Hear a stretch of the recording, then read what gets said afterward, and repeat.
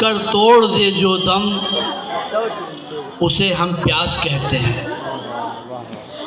तड़प कर तोड़ दे जो दम उसे हम प्यास कहते हैं।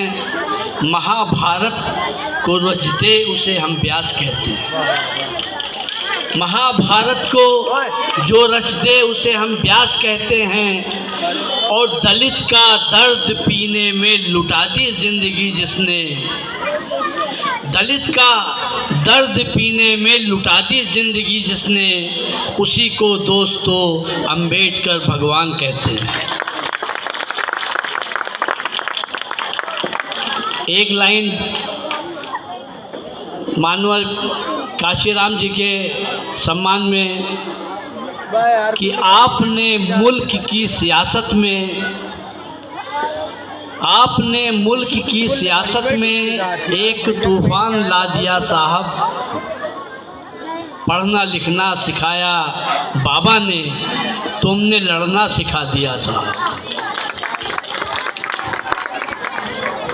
आज पूरे विश्व में बाबा साहब भीमराव अंबेडकर की जयंती बड़े धूमधाम और हर्षोल्लास के साथ हमारे बहुजन समाज के लोग, दलित समाज के लोग, बैकवर्ड समाज के लोग बड़ी धूमधाम से मनाते हैं।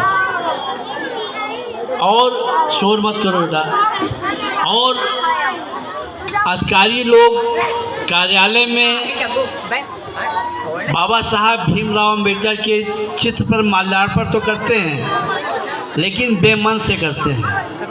बिल्कुल सही। उनको इतनी खुशी नहीं होती है बाबा साहब भीमराव अंबेडकर की जयंती मनाने में जितनी हमारे समाज को होती है।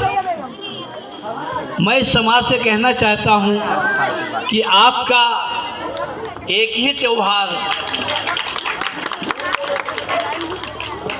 14 अप्रैल है, और इस त्यौहार को भी आप अगर बहुत ढंग से, बहुत ज़ोरदार तरीके से मनवाएंगे तो आपकी उपस्थिति हिंदुस्तान क्या पूरे विश्व में लोग एहसास करेंगे कि दलित समाज का इंसान, दलित समाज के लोग इतनी ताकतवर हैं।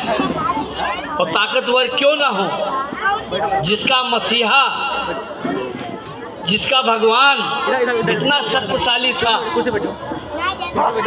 जिसने अपने समाज के लिए कितना बड़ा योगदान किया। आज हमारे समाज के लोगों को कुचला जा रहा है। अभी चले जाइए बक्सी के तालाब लखनऊ में, एक ग्राम समाज की ज़मीन थी। रुक जा। उसको 3 साल से एप्लीकेशन लोग दे रहे थे कि इस पे अम्बेडकर की मूर्ति हम लगाएंगे, लेकिन शासन ने वहाँ अनुमति नहीं दी। थक हार के मजबूर होके गांव वालों ने वहाँ मूर्ति लगाई। 3 दिन कोई मामला नहीं था।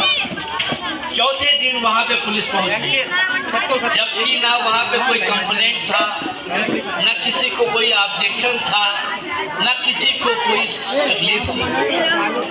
गांव वाले एकजुट होकर उन्होंने मूर्ति रखी और उस मूर्ति को हटाने के लिए, तोड़ने के लिए पुलिस बल पहुँच गई। लेकिन वहाँ के दलित समाज के लोग, उन्होंने पुलिस को मुंह तोड़ जवाब दिया, पथराव किया, बराबर लड़े और मूर्ति को हटाने नहीं दिया।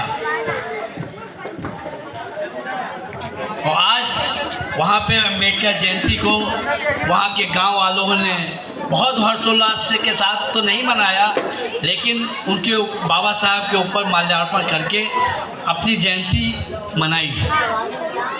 दूसरा वाकया है झांसी का।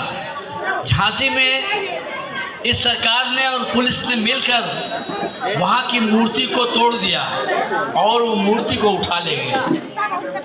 मेरा कहने का मतलब ये है कि जिस तरह आज से सन 1984 से पहले हमारे दलित समाज की स्थिति क्या थी, एक गुलामी की जंजीरों में जकड़ा हुआ हमारा समाज सामान्य लोगों की गुलामी करता था, उनकी नौकरी करता था और उन्हें रेतू करके बुलाते थे। घिर्राऊ है तो घिर्रौआ कहते थे, शालिग्राम है तो शालिग्रामवा कहते थे, मतलब तुकार के नाम बुलाते थे। लेकिन जब बाबा साहब भीमराव अंबेडकर की किताब को बान मानव काशीराम जी ने पढ़ा और उनकी कारवां को आगे बढ़ाया और उसमें सहभागिता बहन कुमारी मायावती ने किया, तो आपने देखा कि उस समय की स्थिति और आपकी गवर्नमेंट बनने की स्थिति में कितना फर्क था। आपको शालिग्राम से शालिग्राम भाई कहा जाता था, घिर्रौआ से घिर्रौआ भाई कहा जाता था। और हमारी बहू बहनें अगर शौच को जाती थी तो उनके साथ गलत व्यवहार होता था। लेकिन बहुजन समाज पार्टी के शासनकाल में किसी गुंडे की हिम्मत नहीं पड़ी, किसी सामान्य की हिम्मत नहीं पड़ी कि हमारी बहन और बेटियों के ऊपर गलत काम छोड़ के निगाह नहीं उठा सकते थे। निगाह उठाने की हिम्मत नहीं थी। बाबा साहब भीमराव अम्बेडकर ने जब ये किताब लिखी संविधान की, तो वो जब संविधान की किताब लिख रहे थे तो उनका चौथा बेटा मर गया और उनकी पत्नी घर में बैठी थी और वो एक कमरे में बैठे किताब लिख रहे थे।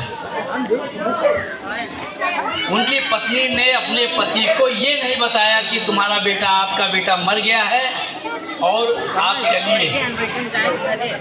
उन्होंने अपने हिसाब से अपनी धोती का आधा कपड़ा फाड़ कर उसको कफन दफन किया और मिट्टी दे दिया। कुछ दिन के बाद जब बाबा साहब किताब लिख के निकले बाहर, तब उन्होंने पूछा फलाना बेटा कहाँ है, तो वो रोने लगी। कहा वो बेटा मृत्यु को प्राप्त हो चुका है, लेकिन तुमने मुझे बताया क्यों नहीं? तो कहें साहब, अगर मैं आपको उस टाइम बता देती कि आपका पुत्र खत्म हो गया है, तो आप वो किताब, इतना बड़ा महान काम जिसमें करोड़ों करोड़ों दलितों की जिंदगी मौजूद थी, उनके बारे में आप लिख रहे थे, उनके बारे अधिकार के बारे में, उनके सब कुछ के बारे में लिख रहे थे, वो आपका अधूरा हो जाता। तो एक बेटे की बलिदान उनकी माता जी ने अपने लड़के की बलिदान आप लोगों के लिए दिया। कितनी बड़ी बात है। सारे लड़के उनके मर गए, लेकिन उन्होंने संविधान को पूरा किया। आज संविधान की कॉपी पूरे विश्व में जितने भी मुल्क हैं, हर मुल्क के लोग उसके थोड़ा थोड़ा कॉपी करके अपना राजा पेड़ों से पैदा होता है, आपके मत से पैदा होता है, आपको मत देने का अधिकार नहीं। जिनको 5 एकड़ जमीन 10 एकड़ जमीन होती थी वही वोट डाल सकता था। लेकिन बाबा साहब ने आप लोगों के हित के लिए, आप लोगों के मान सम्मान के लिए ये कानून बनाया कि जो जिस वोट का अधिकार सामान्य राजा दे सकता है, वही वोट का अधिकार हमारा दे सकता है। ये उनकी बाबा साहब का बलिदान है। आप लोग बाबा साहब भीमराव अम्बेडकर के बताए हुए रास्ते आज हमारा बहुजन समाज, दलित समाज चलो यार।